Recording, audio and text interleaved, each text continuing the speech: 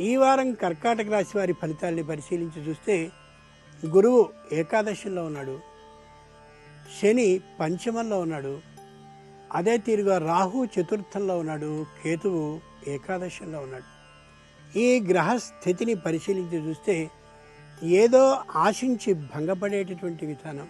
ముఖ్యంగా పునర్వసు నక్షత్ర జాతకులు ఈ వారం ఎదుటివారికి ఏదో సహాయాన్ని చేద్దామని భావించి అంతలోనే చిన్న ప్రతిఫల అపేక్ష కారణంగా ఓ చిన్న నిందకి గురయ్యే అవకాశం ఉంది.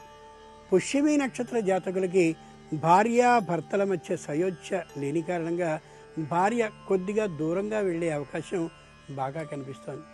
ఇక ఆశ్లేష నక్షత్ర జాతకులు తమ ఇంటికి వచ్చేటటువంటి బంధువులు కేవలం తమ సొమ్ము మీద ఇష్టంతోనే వస్తున్నారా అని ఒక క్షణం ఆలోచించుకోవలసిన అవసరంతో ఉన్నారు. ఈ యథార్థాన్ని మర్చిపోకండి. దైవపరంగా అయినట్లయితే శ్రీ విష్ణు సహస్రనామాల్ని పఠించండి.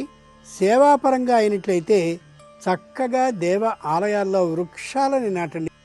ఈ వారం ప్రధానంగా పోటీ పరీక్షలకి సిద్ధం కావడం అవశ్యంగా చేయవలసిన పని.